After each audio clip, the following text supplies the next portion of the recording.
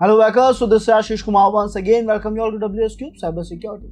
Learners, अगर आप लोग डिजिटल फॉरेंसिक्स में इंटरेस्ट रखते हो, अगर आप लोग इंटरेस्ट रखते हो एक मशीन के डेटा को रिकवर करने की या उस डेटा के अंदर के इंफॉर्मेशन को, मेटा डेटा को एक्सेस करने की, उसके अंदर से एविडेंस कलेक्ट करने में अगर आप इंटरेस्टेड हैं, इन that case learners, Linux operating systems में हमें कई ऐसे कमांड लाइन टूल्स मिलते हैं जो डिजिटल फॉरेंसिक्स में आपके डेटा को बैकअप के तौर पे स्टोर करने में, उनकी इमेज फाइल्स बनाने में आपकी काफ़ी मदद करते हैं। और आज हम उन्हीं को कमांड लाइन के जरिए परफॉर्म करके देखेंगे। बेसिकली आज हम देखने वाले हैं backup and imaging process using Linux commands. So बिना देरी करते हुए स्टार्ट करते हैं लर्नर्स। आपके सामने यहाँ पे कुछ सेट ऑफ कमांड्स रखे हुए हैं जो आपकी मदद करते हैं इन ही बैकअप और इमेजिंग टास्क में।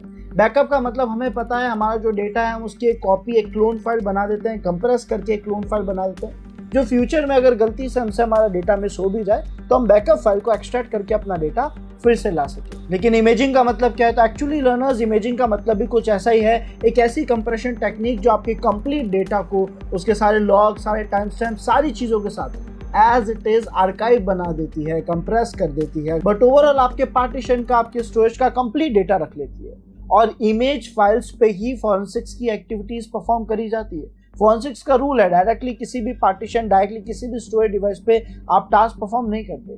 आप उसकी एक इमेज फाइल बनाते हो, एक ऐसी इमेज फाइल जो सारा का सारा डेटा लेकर आए, ताकि आप उस डेटा को, इस इमेज फाइल के अंदर जो डेटा पड़ा है उससे एक्सट्रैक्ट कर सकें, उस डेटा को रीड कर सकें, उसके अंदर से मेटा डेटा को निकाल सकें। ये सारा डेटा आपके डिजिटल फॉरेंसिक्स में, कंप्यूटर फॉरेंसिक्स में काफ़ी ज़्यादा काम आता है। एंड अगर आप इस ethical hacking, cyber security field में अपना करियर बनाना चाहते हैं, आप इसे एक पैशन के तौर पे देखते हैं, तो in that case learners, WS cube tech आप सभी के लिए क्या गया है WSCH version 3, WS cube tech का complete ethical hacking boot camp which is powered by AI से लैस एक ऐसा कोर्स जो स्पेशली आप लोगों के लिए डिजाइन करा गया है, जो वैसे तो एक बिगनर्स करिकुलम है लर्नर्स, लेकिन ये आप लोगों को काफी डेप्थ और प्रैक्टिकल लेवल तक के टॉपिक्स भी सिखाएगा। और इतना ही नहीं, आपके स्किल्स को बेस्ट लेवल पे शार्प करने के लिए आपको यहाँ पे projects, cheat sheets, notes, case studies और कोर्स कंप्लीशन सर्टिफिकेट भी प्रोवाइड कराया जाएगा। आपकी daily classes live zoom app के जरिए होगी, जहां पे आप अपने मेंटर से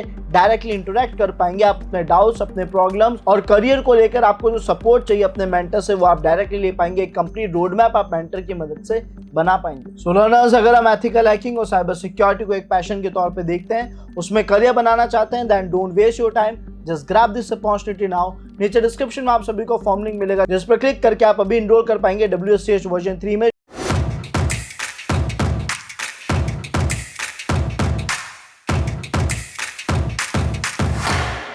सो अभी क्या क्या कमांड्स है देखते हैं। सबसे पहला कमांड है RSYNC, है ना। तो अब यहाँ पे RSYNC का मतलब है scanning files, synchronising files. Basically इसका मतलब लर्नर्स ये है कि ये एक ऐसा कमांड है जो आपकी मदद करता है फाइल्स को स्कैन करने में, बिफोर कॉपिंग और बिफोर उनका बैकअप बनाए, बिफोर उनकी उन्हें ट्रांसफर करा जाए, ये उन पूरी फाइल्स को स्कैन करता है।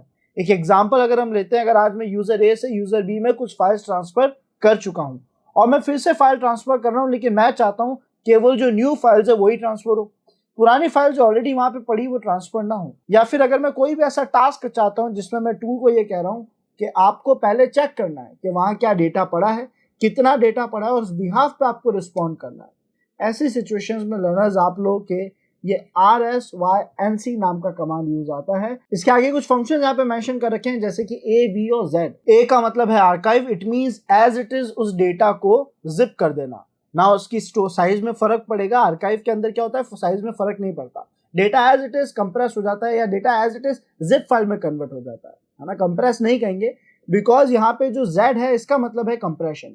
ये क्या करेगा कि सर ये जो जिप फाइल है ना, ये जिप फाइल को कंप्रेस करता है, उसकी साइज कम करने की कोशिश करता है।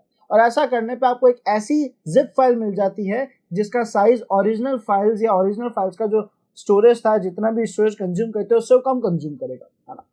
तो ये दोनों ऑप्शन यहाँ पे परफॉर्म हो रहे हैं। वी का मतलब वर्बस हो गया, हमने कहा इस लोकेशन के डेटा को इस लोकेशन पे इस फॉर्मेट में रखना है ना। तो ये कॉपी बेसिकली ट्रांसफर का काम कर रहा है हमारे लिए। देन आता है SCP विच मीन्स कॉपी, और S का मतलब है शेल कॉपी और SSH कॉपी, है ना। Not shell copy, actually SSH copy. अभी कमांड का कहना है sir S copy, secure copy, basically ज्यादातर SSH के साथ ही काम करता है। और इसकी वर्किंग हो क्या रहा है कि सर आपको जो भी फाइल कॉपी करनी थी, आपने उस फाइल का नाम दिया, अब उसे फाइल कॉपी कहाँ करना है, तो आपने बताया कि भाई यूजर नाम का यूजर है रिमोट सिस्टम में, SSH की इस मशीन में यूजर नाम का यूजर था। आपने कहा उसके अंदर एक फोल्डर है होम और यूजर, होम फोल्डर है, होम के अंदर यूजर फोल्डर है, वहां पे इस डेटा को कॉपी कर दो, यानी फाइल डॉट टीएक्सटी को इस लोकेशन पे कॉपी करा जाएगा होम यूजर के अंदर। और ये SSH में फाइल्स को कॉपी कर रहा है, SSH के कंसेप्ट में फाइल को कॉपी कर रहा है। इट मीन जो फाइल्स हमारी ट्रांसफर भी हो रही है ना लर्नर्स, वो भी सिक्योर है, वहां पे भी सिक्योरिटी अप्लाई करेगी, बेसिकली सिक्योर कॉपी है क्योंकि ये, और SSH में ज्यादा काम आता है। तो आप यहाँ पे रिमोटली डेटा ट्रांसफर में इसको काफी अच्छे से यूज ले सकते हो। उसके बाद हमारे पास आता है DD, which means disk cloner. कैसे काम करता है सर ये? इसका काम है पूरी की पूरी एक डिस्क को क्लोन कर देना, पार्टीशन को क्लोन कर देना, और यूज लेने का तरीका आसान है, जैसे हमने लिखा DD है ना, डिस्क क्लोनर हो गया। हमें से बताया कि इसे किस फाइल को कॉपी करना है, ये एक तरीके से आप ले सकते हो इनपुट फाइल है ना। इनपुट फाइल में हमने दे दी बेसिकली पार्टीशन का नाम दे दिया, डिस्क का नाम दे दिया, फिर हमने OF यानी आउटपुट फाइल में बता दिया कि उसे कहाँ कॉपी करना है, और जो उसकी ब्लॉक साइज रखनी है वो 4 MB की रखनी है। ये हमने यहाँ पे कुछ इंस्ट्रक्शंस दे दिए, एक डिस्क को ये दूसरे डिस्क में कॉपी करने में मदद करेगा। इसके बाद हमारे पास आता है learner CPIO। CP means copy और IO यानी इनपुट आउटपुट डिवाइसेस। तो ये आपकी मदद करता है सभी इनपुट आउटपुट डिवाइसेस को कॉपी करने में है ना, उनके बैकअप बनाने में, उन्हें आर्काइव करने में, उन्हें मे भी कंप्रेस करने में भी कैसे काम कर रहा है बताते हैं। इसकी एक अच्छी बात है कि सर ये फाइंड के साथ काम कर सकता है। इट मीन्स आप CPIO को इजीली फाइंड के साथ भी यूज कर सकते हो कि पहले एक फाइल ढूंढो, वो फाइल मिल जाए तो उसे कॉपी कर दो, या फाइल या वो लोकेशन मिल जाए तो उस लोकेशन पे कॉपी कर दो।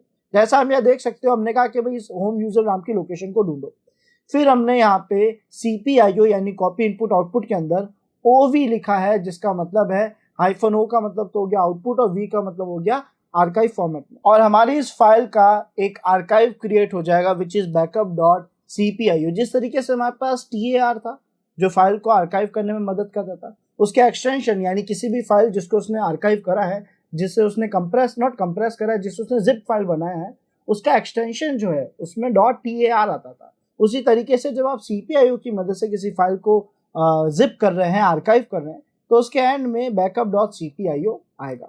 देन हमारे पास आता है part clone which means partition cloner है ना। तो ये बता रहा है कि सर पार्टीशन को क्लोन करने में, पार्टीशन को कॉपी करने में आपकी मदद करता है।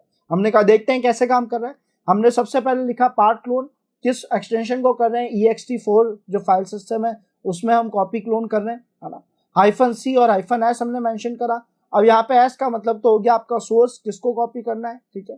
O का मतलब आउटपुट हो गया यानी कहाँ पे कॉपी करना है, और C का मतलब हो गया कि कंप्रेशन भी अप्लाई कर देना। तो डेटा को कंप्रेस करके ये उसे क्लोन कर देगा या कॉपी कर देगा किसी आपके जिस भी लोकेशन आप चाहते हो, जिस भी आउटपुट लोकेशन में चाहते हो वहां पे। देन हमारे पास आता है learner star, last but not least -CZVF, जिसका मतलब है कि हमें इस पर्टिकुलर फाइल को कंप्रेस करके एक्सट्रैक्ट करना है होम यूजर लोकेशन में। यहाँ पे लर्नर्स V का मतलब आर्काइव हो गया, F का मतलब फाइल हो गया है ना, Z का मतलब कंप्रेस हो गया। तो CZ मीन्स कॉपी करो कंप्रेस्ड और आर्काइव फाइल को हमारी पर्टिकुलर लोकेशन में। उम्मीद करता हूँ लर्नर्स आप सभी को ये बैकअप और इमेजिंग की कुछ चीजें समझ आई होगी। अगर आप लोगों को इमेज फाइल्स बनानी है तो ये कुछ कमांड्स है जो आप लोगों को काफी मदद करते हैं, स्पेशली कुछ ऐसे कमांड्स जिनकी मदद से आप बहुत ही अच्छे से एक इमेज फाइल बना पाते हैं, और आगे चल के वहां पे आप जो फॉरेंसिक्स के टास्क है उस इमेज फाइल पे जितने भी आप अलग अलग एविडेंस कलेक्ट करने के टास्क परफॉर्म करना चाहते हैं आप कर पाते हैं। मिलते हैं लर्नर्स नेक्स्ट वीडियो में। Thanks for watching this video.